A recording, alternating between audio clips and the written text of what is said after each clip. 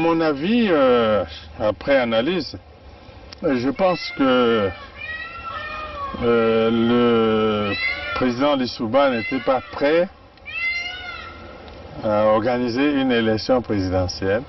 Je crois qu'il cherchait l'application d'un article de la Constitution qui disait que si pendant la campagne électorale l'un des candidats venait à mourir, le président de la République était autorisé à proroger son mandat et à renvoyer l'élection à plus tard.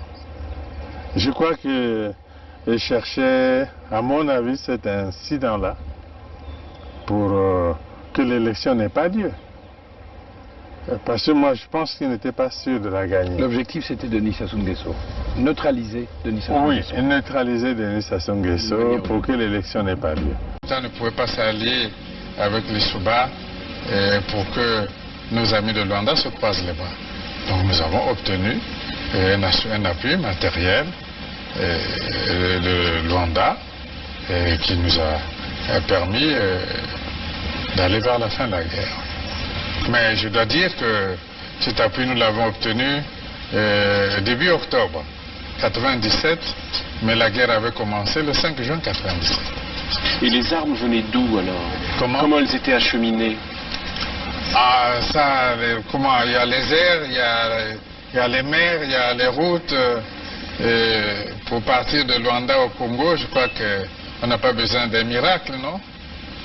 C'est un grand État qui a des avions, qui a des bateaux, comment puis-je vous dire?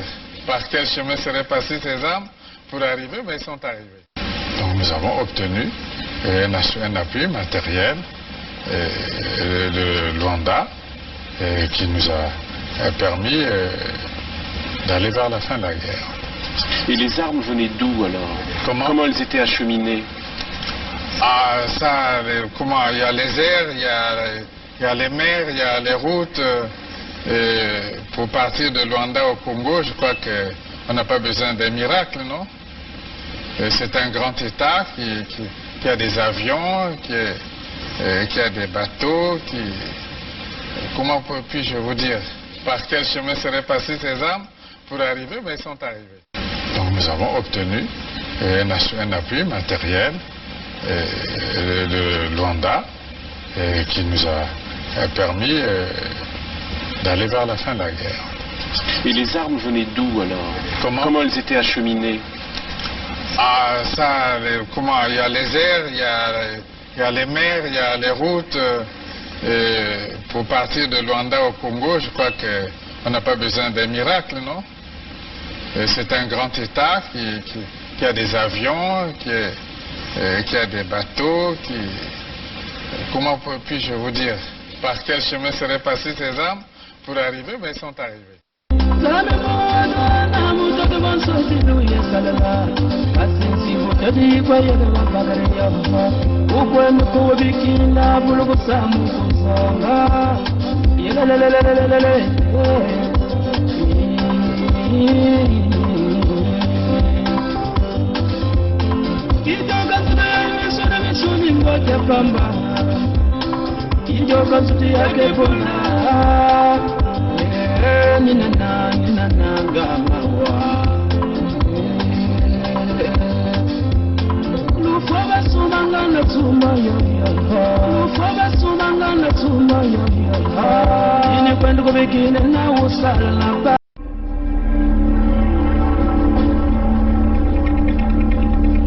Nouvelle approche politique de la France, instaurer les dynasties en Afrique francophone, par Tibuela Makosso, lu par Tata Zinga. L'actualité récente du continent avec le décès du président tchadien Idriss Déby Itno vient mettre en relief une tendance nouvelle, l'apparition des dynasties nouvelles en Afrique, nées de la volonté européenne, en ce cas-ci française. Dans la perspective de pérenniser son précaré, on y voit la France valider des successions à la tête de certains États africains, nés de sa volonté, à contre-courant des principes constitutionnels et démocratiques qui les régissent. Dorénavant, les fils avérés ou putatifs succèdent ou sont préparés à succéder à leur père. Le Togo, le Gabon, le Tchad et comme on le vit également en RDC, pays francophone, en sont les exemples patents de cette nouvelle orientation. Ainsi, la France veut construire les nouvelles royautés africaines sous la bannière républicaine afin d'asseoir définitivement son emprise sur les peuples africains en les soumettant à des despotes, souvent des étrangers, issus des minorités ethniques serviables et acquises à ses intérêts. La seule voie salvatrice aux peuples africains de se défaire de cette tendance que la France progressivement veut imposer aux Africains, bafouant ainsi leur essence humaine, et de briser le cadre qui lui autorise cette immixtion mortifère et régressive pour les Africains, en revenant sur nos royautés, nos chefferies naturelles, celles d'autrefois. Ces autorités naturelles qui furent abusées par les traités européens du 19e siècle, en ce sens, en réhabilitant le 7 juin 2020 la souveraineté de leur royaume, les fils et filles de Luango ont hissé éternellement au firmament de la libération des peuples le royaume de Luango souverain et insoumis, en se faisant le précurseur briseur unilatéral des traités fallacieux et abusifs des Européens. Le chemin est donc là. Ainsi, toute autre voie qui n'entend pas réinitialiser la souveraineté des peuples africains en révoquant unilatéralement les traités inhumains propulsés par la conspiration européenne des 12, 13 et 14 septembre 1876 à Bruxelles, à travers l'AIA, Association internationale africaine, ne fera que conforter la vision prédatrice, non fraternelle et inhumaine des Européens à l'égard des peuples africains, notamment françaises.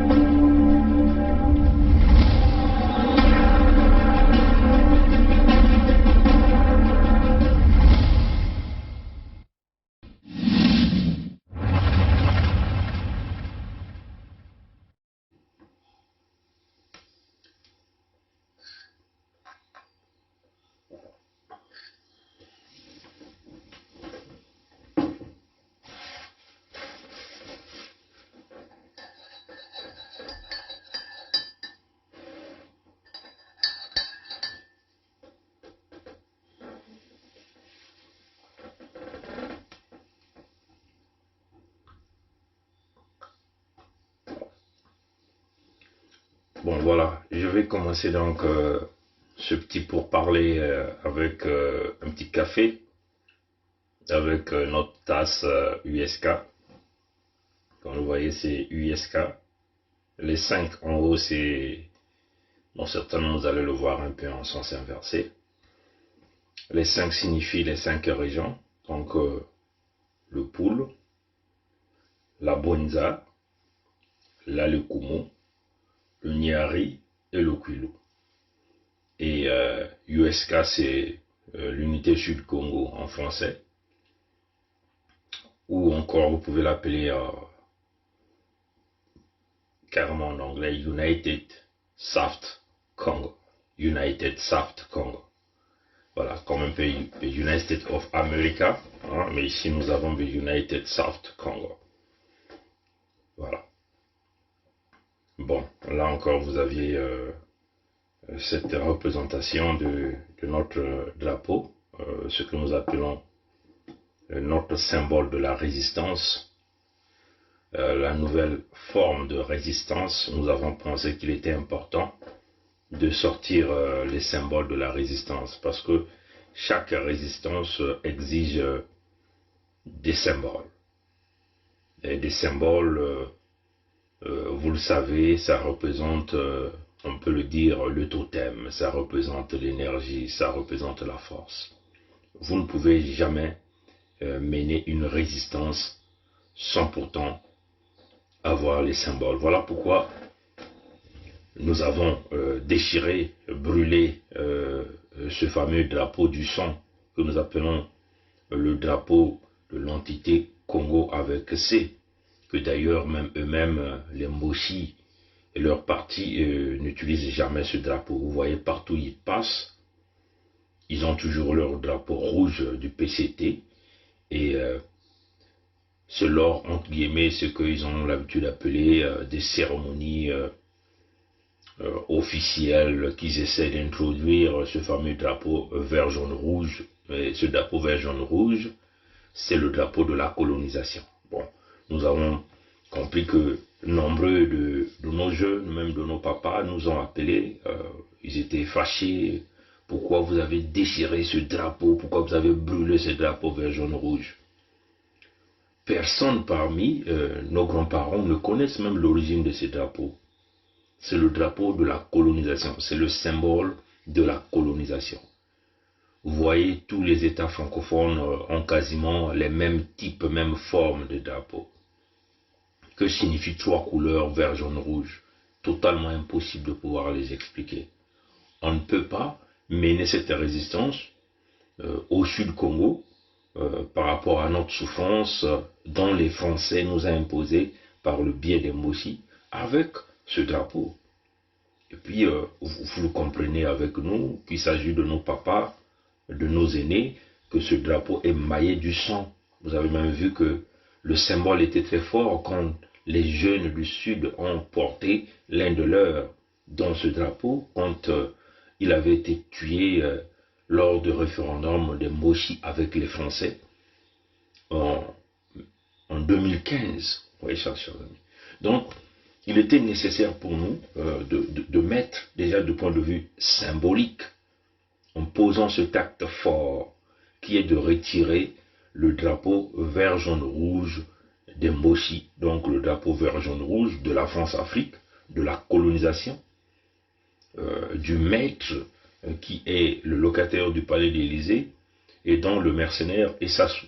Donc, il n'était plus question pour nous de rester dans l'entité Congo avec C, qui avait été créée en 1958, et dont on a introduit carrément dans le concept de la communauté, et c'est un Congo qui appartient aux Français. Donc il n'était pas important pour nous de continuer à chercher notre libération en ayant en main ce fameux drapeau. Donc j'espère que nos parents aujourd'hui vont comprendre par rapport à cette vidéo, à ce direct, c'est quoi le drapeau vert, jaune, rouge et pourquoi nous l'avons écarté. Nous avons donc choisi un symbole totalement neutre qui n'a pas de sang, qui n'aura jamais le sang du peuple Congo sous ce drapeau, parce que ce drapeau prône l'espoir, prône l'avenir. Les explications sur ce drapeau a été longuement expliquées. Donc si vous allez sur la page Facebook Manifeste pour la libération du Congo, c'est une page Facebook qui est totalement ouverte au public. Vous allez donc voir les significations de ce drapeau, qu'est-ce que ça signifie, les trois couleurs, les 5 étoiles rouges, et vous aviez la grosse étoile jaune que nous avons l'habitude de mener les parallèles avec l'étoile de David. Hein, l'étoile de David. Bon voilà, donc ça c'était très important de toujours. N'oubliez pas de soutenir l'unité du Sud en allant dans le site Vous achetez toute forme de gadget que vous voulez, tout est là, les prix sont mentionnés. C'est une façon de nous soutenir, hein, chers amis. La lutte, l'argent c'est le nerf de la guerre, comme on a l'habitude de dire. Mais nous, on a préféré vendre des articles, hein, pour avancer. Donc, vous pouviez avoir ces genres de tasses, encore USK, l'unité Sud Congo, United South Congo, et puis vous avez 5, qui signifie les 5 étoiles. Chaque étoile représente chaque région au sud, et vous aviez l'étoile jaune qui représente carrément le soleil, donc l'espoir, la vie, et ainsi de suite.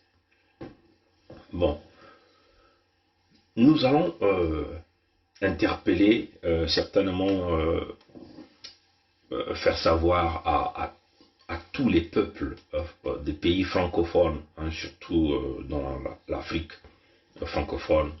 Nous allons leur rappeler quelques faits, hein, quelques faits, et qui est très important pour la suite dans la libération de l'Afrique francophone. Bon, vous pouvez comprendre avec nous, hein, mes très chers amis, qu'est-ce qui expliquerait ce comportement de Macron Emmanuel vis-à-vis du Tchad, hein? Qu'est-ce qui ferait que Macron Emmanuel décide avec son équipe, avec des stratagèmes, de liquider Déby Idriss et tout de suite d'aller installer le fils de Déby, donc cette même famille, au pouvoir au Tchad? Comprenez ça, chers amis? Qu'est-ce qui expliquerait le comportement, le typique comportement de ces colonisateurs, de ces colons, de ces mafieux? Donc, ici, nous parlons ici de la cellule africaine de l'Élysée, de Emmanuel Macron lui-même a menacé le colonel Goïta du Mali, qui a pris les choses en main, jusqu'à faire des menaces inutiles, de pouvoir retirer ses bases militaires au Mali, jusqu'à menacer le Mali d'une manière claire. Nous avons vu leur instrument de la manipulation, la CEDEAO, suspendre le Mali. Et même l'Union africaine s'étant suivie en suspendant le Mali. Qu'est-ce qui expliquerait ce comportement de ces institutions inutiles à l'Afrique, mais qui jouent le jeu de l'Occident, donc éventuellement aussi le jeu de la France, pour pouvoir imposer des pantins à la tête des États africains? Qu'est-ce qui expliquerait le comportement de Macron Emmanuel qui va jusqu'au Rwanda pour essayer de trouver des mécanismes pour chercher à coûte que coûte à déstabiliser la République centrafricaine? Qu'est-ce qui expliquerait ce comportement de Macron qui a peut-être plus de 27 voyages déjà en Afrique, et qui arrive même à dire que le président Touadéra est manipulé par le groupe armé russe, qu'il est pris en otage? Qu'est-ce qui expliquerait que cette France-là arrive à permettre au mercenaire, son mercenaire qu'on appelle le Moshi Sassou, de lui imposer là au Congo, de protéger tous ces crimes, le génocide, le massacre, le pillage économique, la destruction? Vous voyez que hier, on est resté un peu tard, on a travaillé sur un petit montage, des images, et on essaie de mettre l'image de ce mercenaire Moshi que nous appelons Sassou, là où il disait pour moi il n'y a pas de crise, le pays, donc le pays des Moshi, va continuer sa marche, va se construire, et on a mis quelques illustrations qui reflètent 100% la réalité sur le terrain.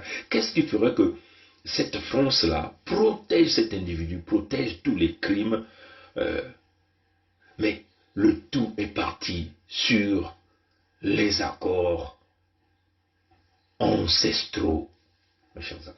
Parce que les amis du panafricanisme ont toujours tendance à simplement s'arrêter sur les accords de Matignon.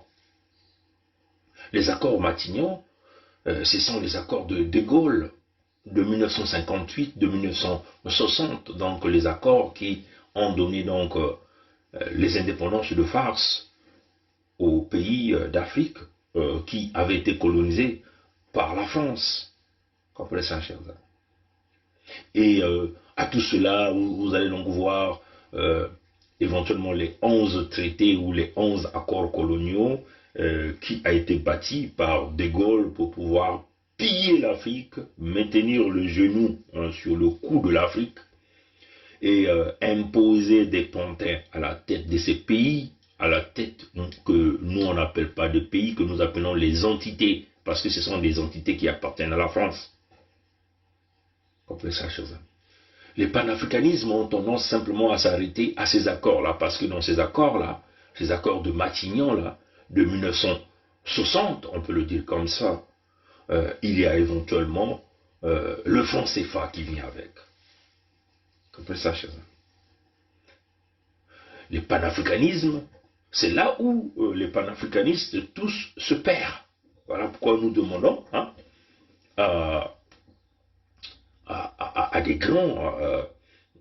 grands professeurs comme Niamsi, le Camerounais qui est très suivi, moi je le suis très beaucoup, peut-être que nous leur invitons de regarder aussi le point vraiment de l'étranglement, là où l'Afrique francophone s'est éventuellement perdue. Nous invitons le doyen, notre aîné Mbadakani, celui que nous voyons sur Afrique Média, ne pas simplement, peut-être qu'ils aillent encore regarder le point de l'étranglement, ce fameux goulot d'étranglement, là où ça a commencé pour l'Afrique. Ça n'a pas commencé avec les accords de Matignon, parce que De Gaulle lui-même, il a hérité de ses ancêtres. Il a hérité ce système-là. Il a hérité ce système de pillage-là par ses ancêtres, les ancêtres de De Gaulle. Vous comprenez ça, chers amis?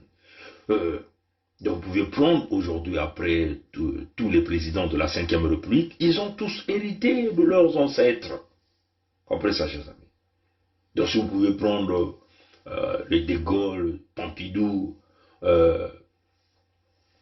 Giscard d'Estaing, Mitterrand, Chirac, Yolande François, que vous appelez Hollande, moi je l'appelle Yolande François, Sarkozy Nicolas, Macron Emmanuel aujourd'hui, et tous les autres, tout ce monde-là,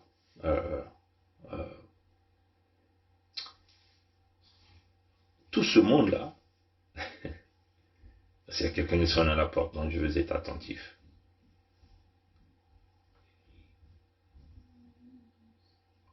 Voilà, donc,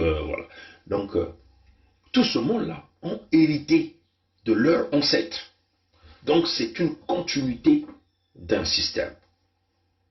Et nous ne pouvons pas simplement s'arrêter aux accords de Matignon. Donc, s'attaquer aux francs CFA. Les francs CFA n'est qu'une conséquence de ce que les ancêtres de De Gaulle ont réalisé. Comprenez ça avec nous, chers amis, parce qu'il faut que nous soyons clairs. Et nous aimerons que les Kémi Séba ne doivent pas simplement s'arrêter là. Les Kémi Séba doivent aller plus loin pour aller toucher le point d'étranglement et travailler sur le point d'étranglement. Et nous vous donnerons ce qu'il faut faire. Et nous allons vous le dire. Et nous aimerons que tous ces amis, tous ces aînés, tous ces frères puissent accompagner, puissent prendre la relève, parce qu'ils ont vraiment une très grande audience. Parce que eux, quand ils parlent, des millions d'Africains écoutent, des millions des Noirs à travers le monde entier écoutent. Donc, à partir de, si eux, ils peuvent relayer l'information, nous aurons là une opportunité d'arriver à ce point. Vous comprenez ça, chers amis? Donc, si nous pouvons saisir le point d'étranglement, et que nous avons déjà identifié, travaillez le point d'étranglement, et vous allez voir que toute la pyramide qui a été construite après ce point d'étranglement-là va s'écrouler seule, parce que là, ça sera la détermination. Et du point de vue juridique et de droit, nous avons la légitimité de pouvoir le faire. Du point de vue spirituel, nous avons la légitimité de pouvoir le faire. Comprenez ça, chers amis. Ce que vous devez savoir rapidement, je parle par exemple du Gabon. Le Gabon et le Congo. Entre le 1er siècle, le 4e siècle, on peut même s'y dire jusqu'au 20e siècle. Hein? Donc on peut simplement dire, si nous pouvons prendre les années en termes d'années, si je peux prendre entre 1839 et 1919, comprenez ça, chers amis. En 1883, est créé par Pierre Savorian de Brazza, un commissaire de gouvernement dans l'Ouest africain, devenu en 1886 le commissaire général au Congo, dont relève un lieutenant-gouverneur pour le Gabon. Comprenez ça, chez eux. Ce commissariat devient, on peut simplement dire, donc on peut dire que Pierre Savorian de Brazza est devenu le commissariat de l'Afrique de l'Ouest, est aussi devenu le commissaire général pour le Congo en 1886. 1886. Ce commissariat devient gouvernement général du Congo français en 1909. En 1910 est créé le gouvernement général de l'Afrique équatoriale française, regroupant le Moyen Congo, le Gabon, le Bangui-Chari et le Tchad. Ce que vous devez savoir, avant qu'on arrive dans tout ça, donc vous voyez bien avec nous que nous sommes bien avant les accords de Matignon. Comprenez ça, chers amis? Ça signifie quoi? Ça signifie que toutes ces entités que le Gabon, le Bangui-Chari c'est éventuellement, il y a une partie du Congo et la République centrafricaine qui est à l'intérieur.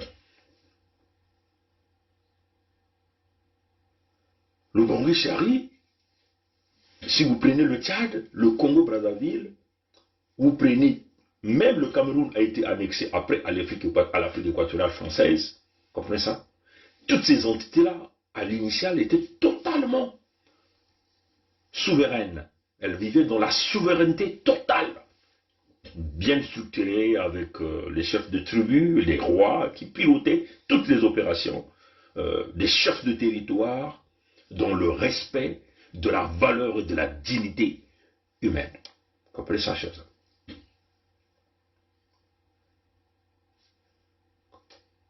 Comprenez ça, chers amis?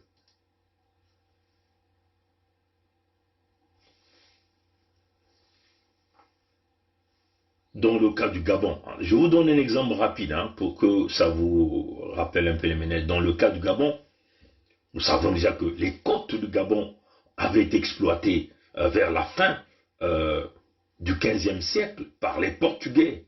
Et après, les Hollandais ont suivi. Comprenez ça, chers amis?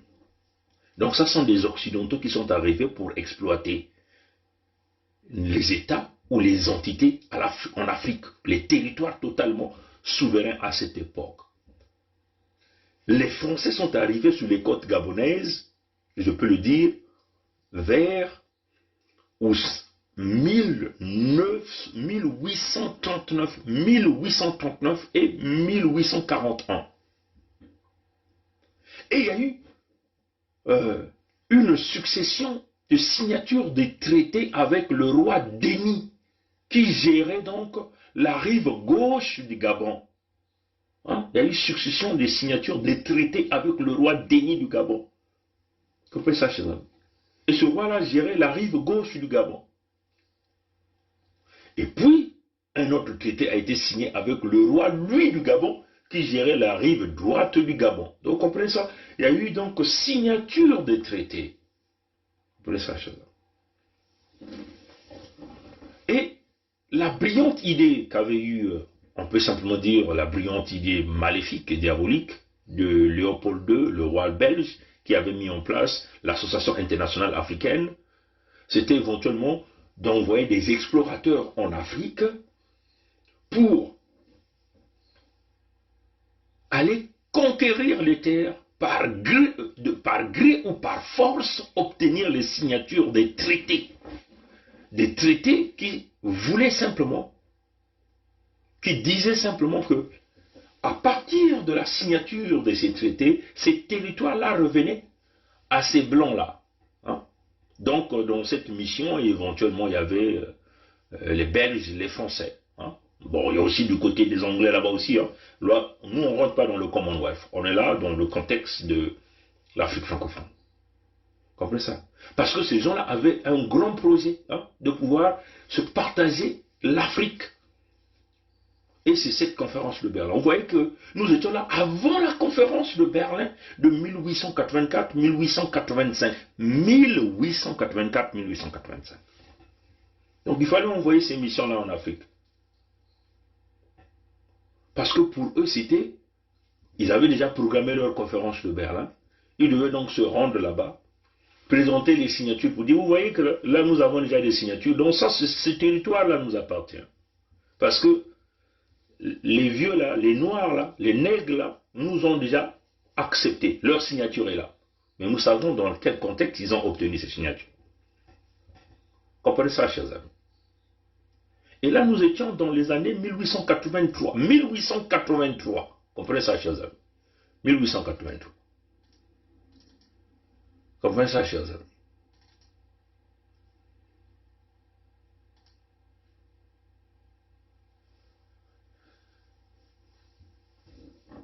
Donc, je vous fais rapidement, je vous fais rentrer rapidement dans l'histoire pour que tout un chacun de nous puisse comprendre de quoi nous sommes en train de parler ici.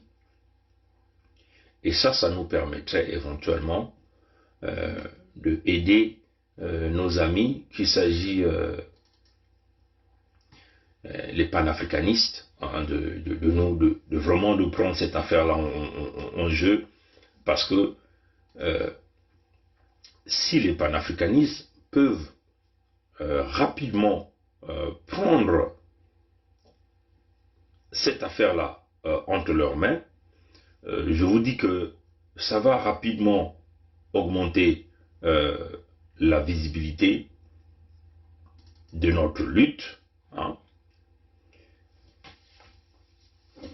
Et nous allons donc rapidement mettre terme à tous les accords ancestraux, les traités ancestraux, et donc les accords coloniaux vont forcément se couler demain. Dans le cas du Congo-Brazzaville, hein, je vous donnerai des références à la fin. Vous pouvez aller regarder Lubangui Chari, donc ceux de la République centrafricaine, ceux du Tchad peuvent encore aller regarder les accords qui ont été signés avec leurs ancêtres. Là, je vous donne déjà les dates, par exemple, pour le Gabon et le Congo. Hein, le Gabon et le Congo. Le Gabon et le Congo se sont retrouvés dans ce qu'ils ont appelé l'Afrique équatoriale française, parce que ça c'est déjà ces deux entités qui avaient commencé à mettre en place cette affaire-là. Et là, nous étions déjà en 1958, l'Afrique équatoriale française disparaît avec la formation des 4 républiques du Tchad, du Gabon, du Congo-Brazzaville et de la République centrafricaine. Mais vous devez savoir que les entités que nous avons appelées ici, en 1910, est créé le gouvernement général de l'Afrique équatoriale française, regroupant le Moyen-Congo, le Gabon, le Bangui Chari et le Tchad. En 1940, grâce à l'action de Félix Eboué, gouverneur du Tchad, d'Afrique équatoriale française, se rallie à la France libre. Comprenez ça? Félix Eboué, nous savons ce qui s'est passé, tout ce monde-là. Je crois que lui, il a vécu aussi à Brazzaville. En 1958, c'est éventuellement cette déclaration de l'indépendance, hein, cette déclaration qu'on vous a toujours montré, l'acte de la création de l'entité Congo avec ceux qui appartenaient aux Français. L'Afrique équatoriale française disparaît avec la formation des 4 États, Tchad, Gabon, le Congo-Brazzaville, la République centrafricaine et les services administratifs du gouvernement général cessent leur formation en 1960 lors de leur indépendance de farce. Vous pouvez encore les regarder, l'entité Togo et Cameroun. Et là, nous étions entre 1988 et 1953. Vous voyez, nous étions 1883 et 1953. Là-bas aussi, vous pouvez voir que le Cameroun était géré par des rois. Là encore, il y a eu des traités. Les Allemands étaient là. Vous pouvez encore aller lire, on n'a pas vraiment envie de perdre le temps. Le Togo, c'est aussi la même chose. Il y a eu des traités qui se sont signés par les Français et les ancêtres au niveau du Togo. Vous pouvez encore prendre l'entité Tchad, entre 1898 et 1918. Hein. Là encore, il y a eu des traités qui se sont signés. La Côte d'Ivoire, là encore, il y a des traités qui se sont signés entre les ancêtres et les Français, hein, chers amis. Et là, nous étions entre 1884 et 1930. Comprenez ça, chers amis. Le Sénégal, oui, chers amis, la Mauritanie, le Soudan français, hein, tout ça, il y a eu des accords qui se sont signés en 1880 et quelques. Comprenez ça, chers amis. Donc, si chaque pays peut avoir ses ennemis, parce que on n'a pas assez de temps pour faire tout ce travail, sinon on peut vous étaler, qui a signé ces accords dans ces pays, quels sont les ancêtres qui ont signé ces accords, et quel est le responsable de l'expédition française ou belge qui a signé ces accords, on peut encore vous le dire. Dans le cas du Congo-Brazzaville, on a rapidement regroupé quelques accords. L'accord signé entre le capitaine de vaisseau Cordier et le roi de Luango Mani Makosso Chikozo, le 12 mars 1883, hein, ça c'est retraçable, les documents sont là. On peut encore vous citer l'accord signé le 1er mars 1883 entre le roi du Kwilu, le roi du Nyadi, qu'on appelle Mwalambungu, et le chef de mission que nous appelons John Grant Elliot, qui était au départ de mission belge, mais que la France avait récupéré cette quantité en payant une somme dérisoire de 300 000 francs français aux Belges. Comprenez ça, chers amis? On peut encore prendre l'accord ancestraux signé entre notre ancêtre le 1er mars 1883 qu'on appelle Mikaya Pongi, le chef de territoire de l'Oudima. Il a signé avec John Grant Elliot encore, le chef de mission de l'expédition envoyé par le roi belge Léopold II. Comprenez ça, chers amis? Le 30 avril 1883, Lumbanda, chef suprême du district de Kimbedi, qui signait ses accords avec le capitaine Hansen, membre de l'expédition internationale du Haut-Congo, pour le comité mixte du Haut-Congo, hein, sans concession d'émission. Ça, ce sont ceux-là qu'on envoyait pour aller ravir ces accords-là, de force ou de gré, pour que ça permette aux Européens d'aller avec force à la conférence de Berlin, pour dire, mais ces territoires-là nous appartiennent déjà. Le 22 novembre 1883, Bongwala, chef de district de Kimbedi Sud, signe encore des accords avec le capitaine Hansen, membre de l'expédition internationale du Haut-Congo. Ça sont les accords qui existent. Le 27 novembre 1883, Mabiala Mimbango signé, il était le chef de district de Muzanzi, signé des accords avec encore le capitaine Hansen, membre international du Haut-Congo. Le 19 décembre 1883, Ngoronzoma, chef de district de Kimpanzu, signé encore des accords avec ce capitaine qui est français, il faut le dire, qui est français, capitaine Hansen, qui était sous des Brazza, on peut le dire comme ça, sous des Brazza. Lui aussi membre de l'expédition internationale du Haut-Congo. Le 14 février 1884, Ndamwaka, chef de district de Kingwala, signé là encore des accords avec le capitaine Hussein, membre de l'expédition internationale pour le comité mixte du Haut-Congo, sous Pierre Savognon des Brazza. Le 14 mars 1883, Mabiala Mambango, chef de district de Mazambala, signé des accords avec le capitaine Hussein, membre de l'expédition internationale. Le 16 juillet 1884, Ngimbi, chef de Mandou, signé de traité avec un membre de l'expédition internationale pour le Haut-Congo qu'on appelle ici Destin, qui est un Français. Il était le chef de division de la province de Kwilu-Nyadi. Comprenez ça, chers amis. Donc, il y a eu beaucoup de traités. On peut encore prendre le traité qui avait été signé en 1880 entre, je crois que c'est le 3 ou le 1er octobre, je ne m'en souviens plus la date, mais en tout cas 1883, entre Pierre Savorin de Brazza et le roi des Téké que nous appelons le roi Makoko, du côté des Téké là-bas.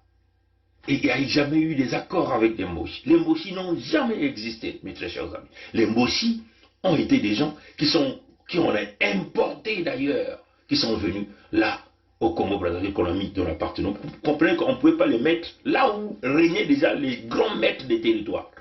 Les premiers groupes de Moshi sont arrivés au nord du Congo en 1905. Donc vous comprenez ça, c'est après 1883. Après 1880. Vous comprenez ça, chers amis. Donc c'est là le point d'étranglement, le point de la perdition des peuples noirs. C'est là où les Noirs ont perdu leur souveraineté. Vous comprenez ça, chers amis?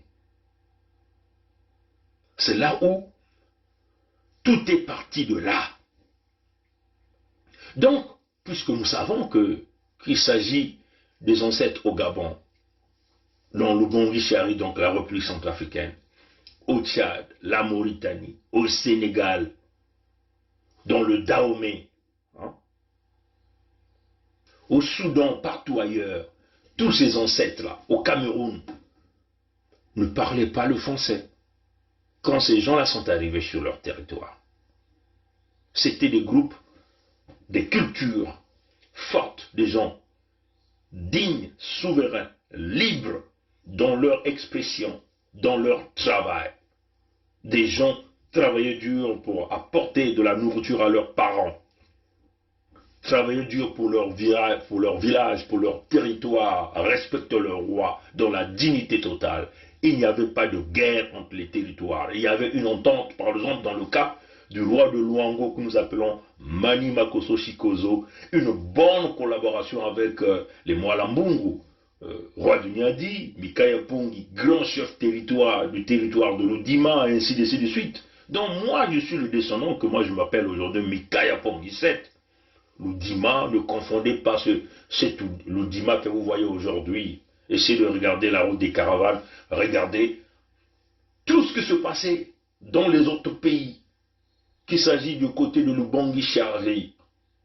Tout ce monde-là passait par l'Odima avant de rejoindre Luango, là où ils étaient embarqués. La baie de Luango aujourd'hui qui a été vendue aux intérêts étrangers par l'Ingesso, que nous avons vu, nous avons mis la vidéo. Vous voyez que ça passait par mon ancêtre, le grand chef de territoire de l'Odima. L'Odima que vous entendez là, c'est un territoire vaste. Donc vous comprenez bien que dans ce chemin de caravane là, nos ancêtres de côté du Kimbedi étaient reconnus, puisqu'il y a eu des accords. Et tout ce monde-là passait par là. Nos ancêtres du côté de Muzanzi, de Muzanga, donc de toute Muyonzi là-bas. Du côté de Mandou, de l'Oudima, de Pointe-Noire, de Luango, ils étaient reconnus, respectés. Et il y a eu des accords. Les Mani Makoso ont dit, jamais vous allez prendre les gens dans nos territoires pour les emmener chez vous. Et ça a été respecté. Comprenez ça, les Moshi n'ont jamais existé. Donc, et c'est le même problème que nous avons quasiment dans tous les pays d'Afrique francophone, où d'autres ethnies n'ont jamais participé à la signature des accords coloniaux. Ils n'ont jamais existé, des gens qu'on a importés d'ailleurs, et ce sont ceux-là qui deviennent les mercenaires de la France dans les pays que vous appelez aujourd'hui. Comprenez ça, chers amis?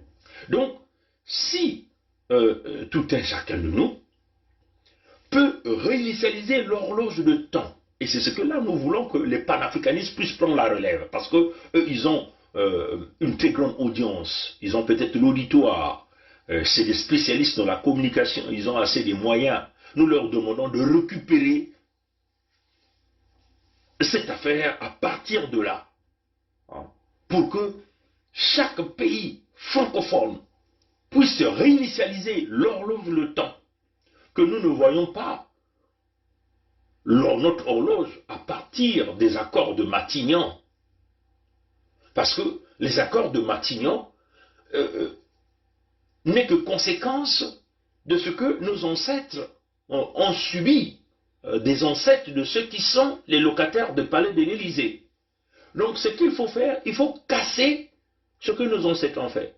Du point de vue juridique et de droit, nous, en tant que descendants légitimes de ces ancêtres, nous avons ce droit et ce devoir de dire que ce que nos ancêtres ont signé, ils l'ont fait pas avec leur gré, mais ça a été fait balle à la tête, donc canon sur la tête, coup de fouet, coup de machette, menace de mort. Premier point. Deuxièmement, ils ne parlaient pas votre langue, donc ils ne pouvaient pas signer. Et puis, connaissant ces vieux-là comme étant des grands conservateurs de leur terre, ils ne pouvaient pas jamais céder leur terre aux étrangers. En plus, il y a eu des promesses qui ont été réalisées que ces Français ou ces Belges ou tous ceux qui sont venus là n'ont jamais respecté ces accords-là sur les promesses qui ont été réalisées à nos ancêtres. Sur cette base, il faut casser tous ces accords ancestraux qui ont existé entre 1883, 1883 et aujourd'hui, ou 1880 jusqu'à aujourd'hui. Qu'après ça, si nous pouvons aller tous dans cette même direction, les accords de Matignon vont se couler seuls, le franc CFA va se couler seul, et ça serait la libération complète de l'Afrique francophone. Tant que ces accords-là vont demeurer, celui qui est le locataire de palais de l'Élysée ne pourra jamais vous lâcher. Et ce qui fait que ils sont derrière le Tchad. Et ce qui fait que ils sont derrière le Mali. Et ce qui fait que ils sont derrière la République centrafricaine. Et ce qui fait qu'ils protègent le grand criminel Sassou Nguesso au Congo-Brazzaville. Comprenez ça, chers amis. Nous avons emboîté le pas, nous au Congo-Brazzaville, descendants du peuple Congo, dont nos ancêtres faisaient partie de ces accords-là.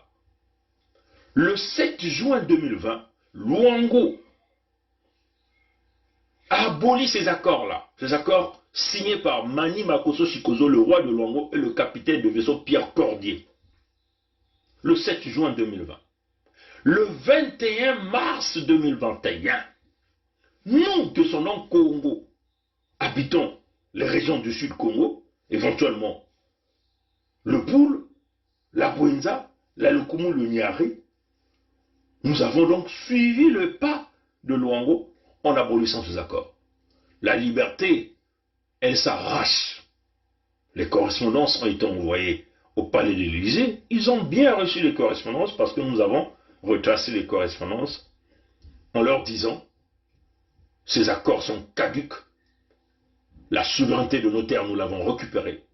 Et nous vous considérons aujourd'hui comme étant les occupants sur nos terres. Parce que là, maintenant, ils jouent au banditisme. L'Élysée avait été informé. Nous avons dit à l'Élysée, dans notre correspondance, même les amis de Luango, l'ont aussi quasiment, c'est la même structure.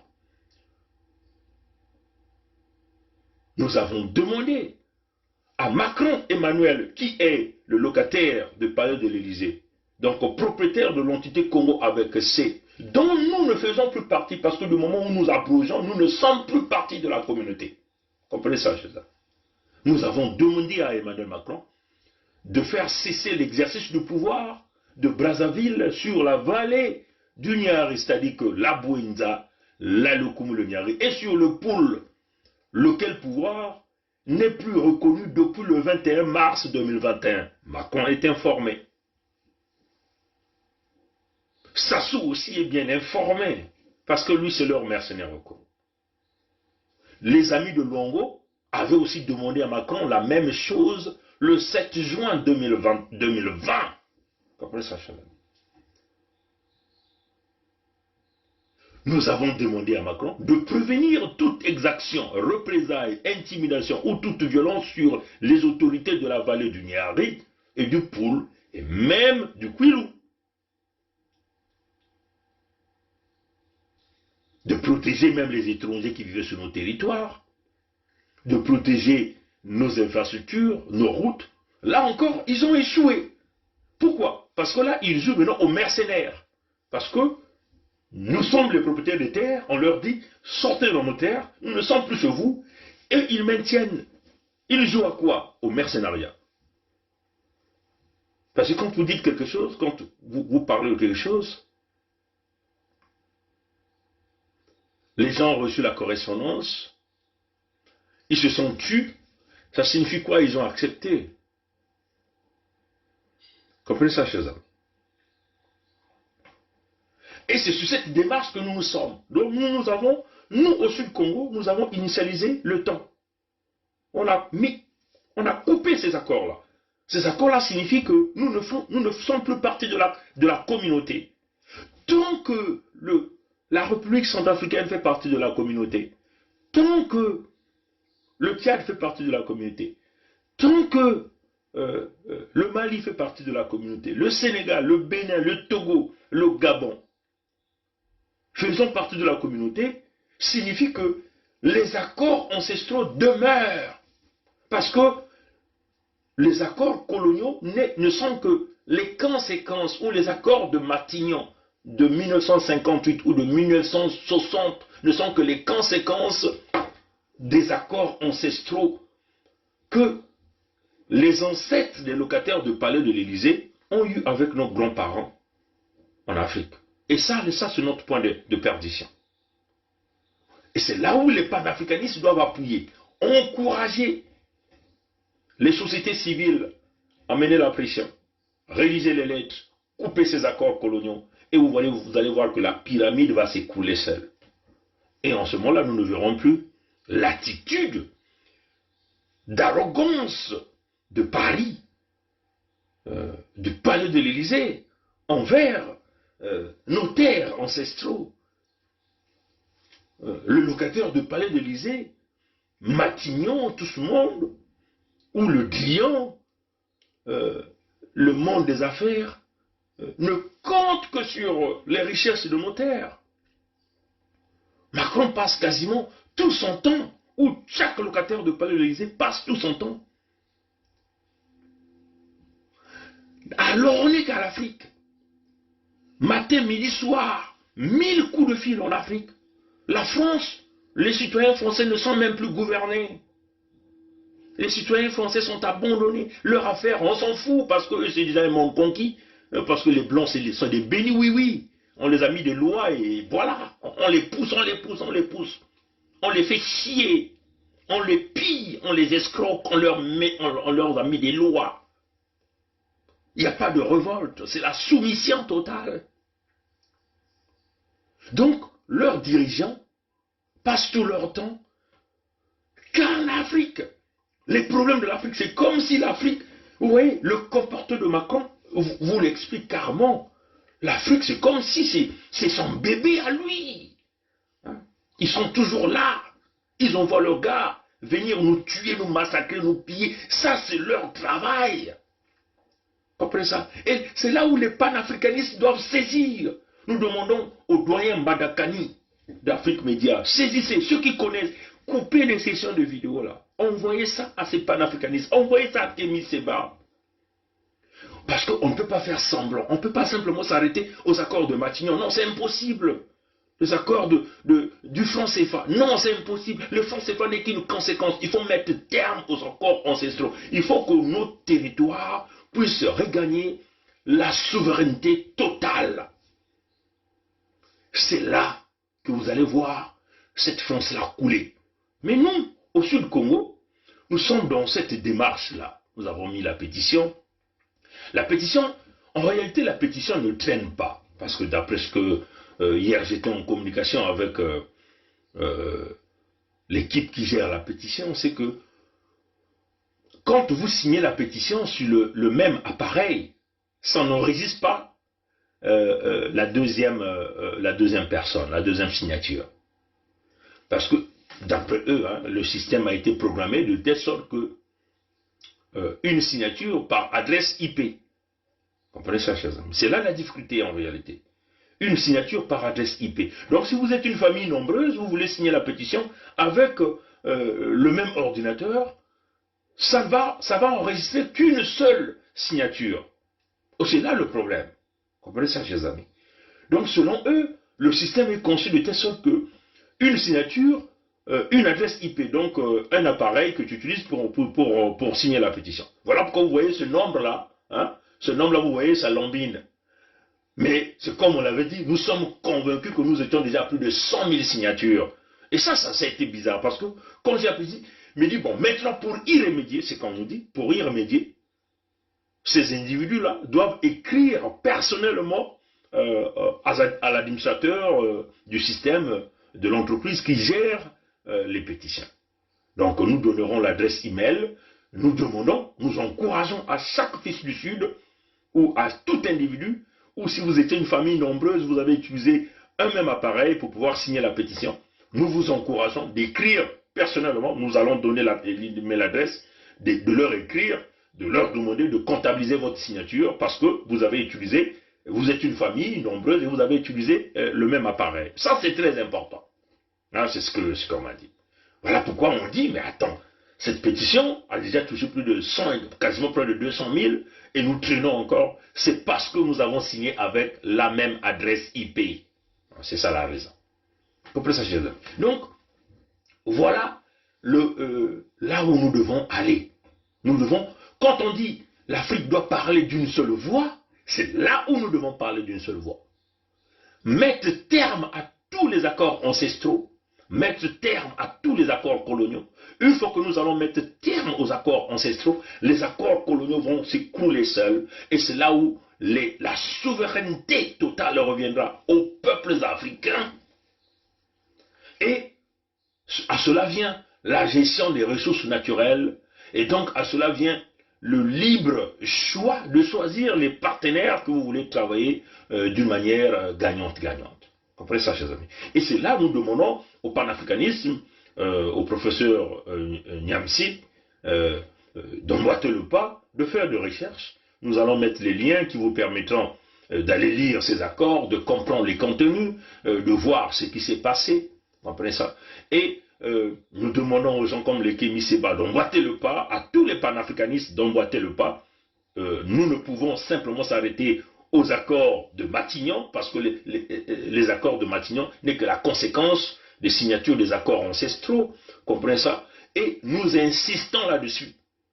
Macron Emmanuel n'a hérité que de ses ancêtres. Nous aussi, nous avons hérité de nos ancêtres. Ce que nous avons hérité de nos ancêtres, ce sont nos territoires à nous. Ce que nous avons hérité de nos ancêtres, c'est nos populations, c'est notre zone géographique, c'est nos richesses que nous avons héritées de nos ancêtres. Donc nous ne pouvons laisser que nos ancêtres, qu'on a pointé l'arme sur la tête, par le coup de fouet, on leur a imposé sur des accords. Donc en réalité, ces accords, les Européens qui sont partis en expédition sont allés arracher ces accords-là par le biais de la force, et avec quelques promesses non tenues. Vous comprenez ça, chers amis? Donc, notre point de la disparition, de l'étranglement, de la perdition, c'est les années 1800. C'est là notre point. C'est là où les accords en ont été signés, et puis les accords de Matignon, donc la création de la communauté, donc vos États mort-nés, hein, voilà qu'on dit, le Congo avec C est un État mort-né. Vous comprenez ça, chers amis? C'est par rapport à ça. Les terres, les territoires qui étaient totalement souverains, territoire de Luango, territoire de Niadi, territoire de Ludima, territoire de Kimbedi, territoire de Mandou, territoire de Kimpanzu. Bref, parce qu'il y a plus de 289 accords dans le contexte du Congo, avec K, dans le contexte du Congo avec K.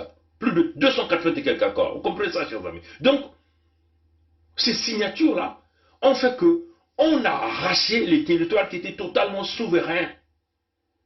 Et ils ont regroupé ces territoires-là dans la plus grande entité qu'ils ont appelée Afrique équatoriale française. Après, ils ont cassé cette Afrique équatoriale française-là en pays, ce qu'ils ont appelé le pays dans le contexte de la communauté. Vous comprenez ça, chers amis? Donc, le contexte de la communauté, ça signifie que vous êtes toujours sous le locataire du palais de l'Élysée tant que les accords ancestraux-là ne vont jamais être abolis.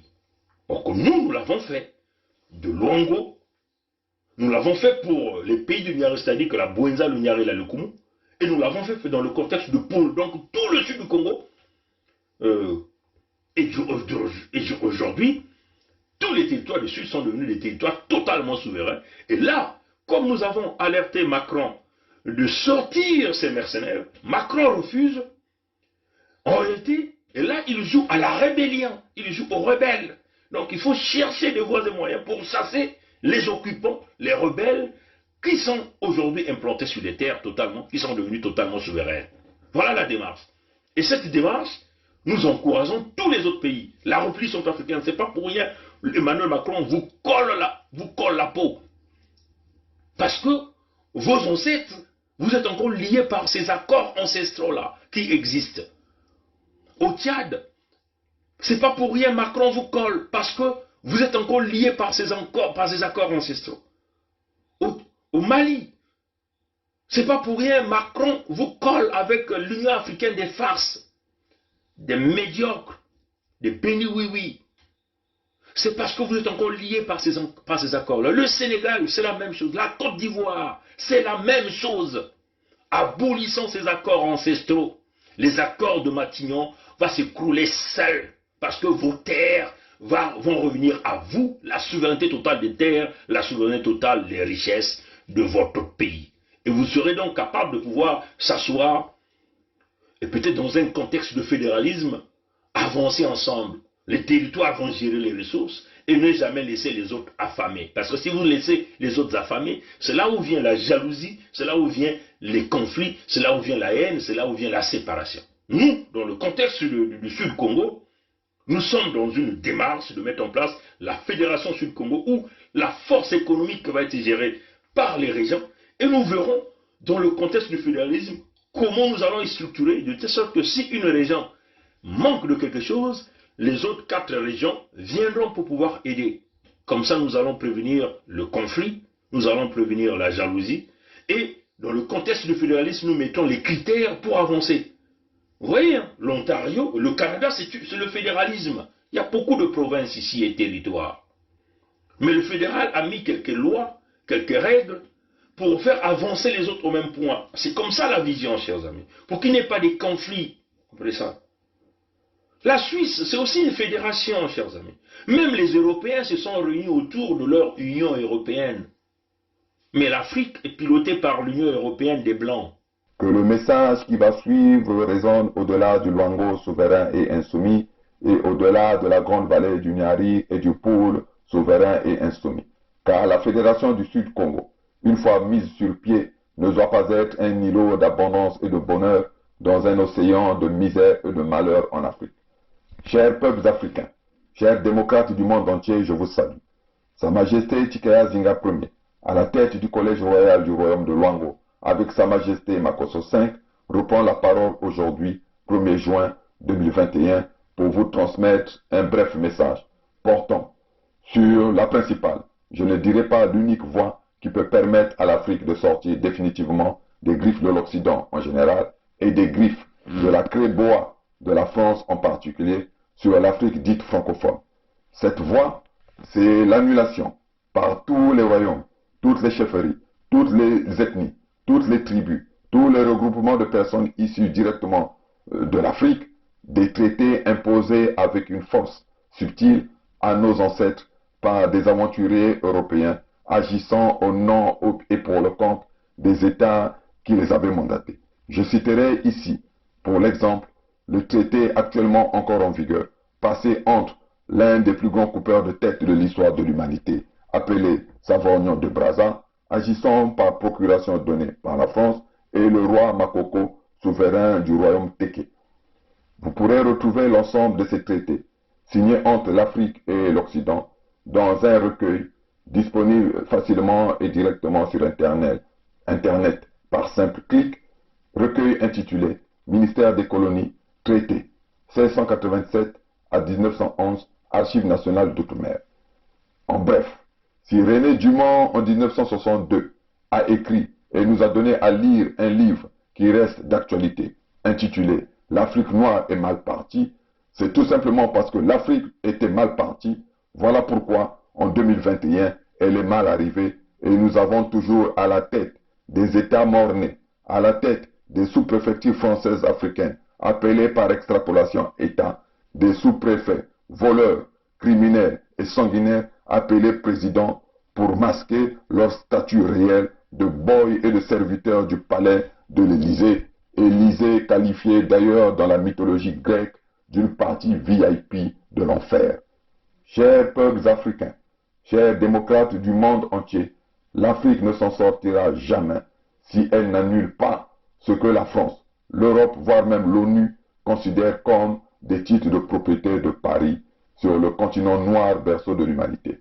Ces titres de propriété, ce sont les traités dont les signatures ont été arrachées de force à nos ancêtres par des voyous européens qui ont sillonné l'ensemble de notre continent du nord au sud, d'est en ouest, au nom de l'Association internationale africaine, en sigle l'AIA, qui fut mise en place lors de la conférence tenue à Bruxelles, convoquée et sous l'autorité du roi Léopold II les 12, 13 et 14 septembre 1876 et avant la conférence de Berlin relative au partage de l'Afrique de 1885.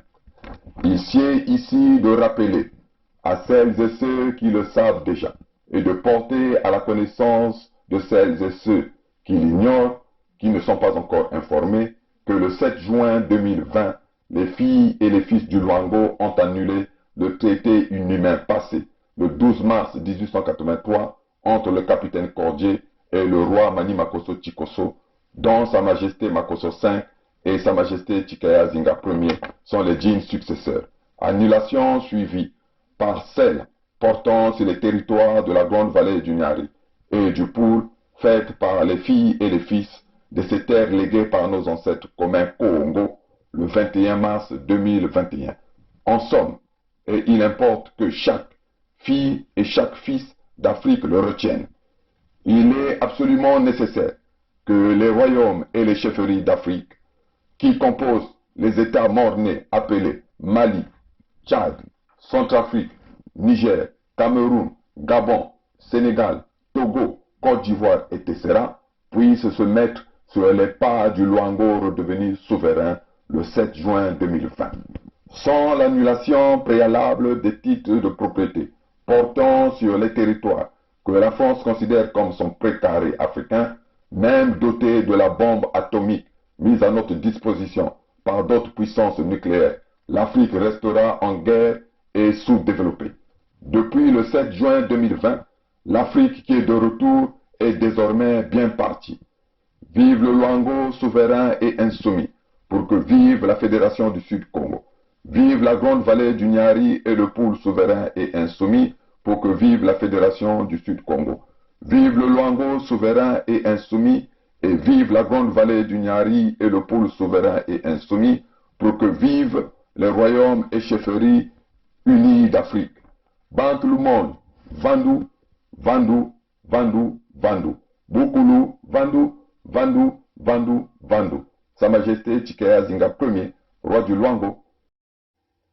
Et nous, dans le contexte du Sud-Congo, vu que le mercenaire de la France a tellement pillé, emmené l'entité Congo avec l'État mort-né du Congo dans une banqueroute économique, avec tous les crimes de sang, une dette exponentielle, ce qui ferait que totalement impossible pour les gens là de s'en sortir, alors que les 99% des richesses sont produites au sud de chez nous. et que on est soumis à une colonisation intérieure où on nous tue comme du bétail, on empoisonne nos eaux, on tronçonne les arbres fruitiers, on commet le génocide à huis clos et personne ne dit rien. On dit non, on ne peut plus évoluer comme ça. La France et son mercenaire doivent comprendre que nous sommes désormais des territoires totalement souverains. Ils doivent sortir librement. Voilà pourquoi nous vous demandons de nous soutenir pour que nous travaillions ensemble, la main dans la main, avec vous, les peuples noirs d'Afrique. Parce que nous avons commencé le feu, nous devons continuer à extendre ces feux-là pour encercler les ennemis. Parce que pour le moment, il n'y a qu'un seul foyer de feu, qui est le Sud-Congo. Mais si vous n'allumez pas chez vous, ça signifie que vos terres resteront toujours entre les mains des Français. Et ils vont continuer à jouer avec les mêmes accords. Donc la souffrance ne finira pas. Nous demandons aux panafricanistes de prendre la relève, que nous puissions mettre terme d'abord aux accords ancestraux et les conséquences qui éventuellement les accords de Matignon se croulera. L'héritier, le locataire du palais de l'Élysée, n'est que l'héritier de ses ancêtres. Donc il ne peut que marcher sur le pas des ancêtres. Nous aussi, nous devons marcher sur le pas de nos ancêtres pour ramener la souveraineté totale de notre peuple. Je prends encore un petit coup de café. Merci d'avoir suivi ce direct. La lutte continue. Le peuple gagne toujours. Ingeta. À la prochaine. Matondo na ngwili ya mbote.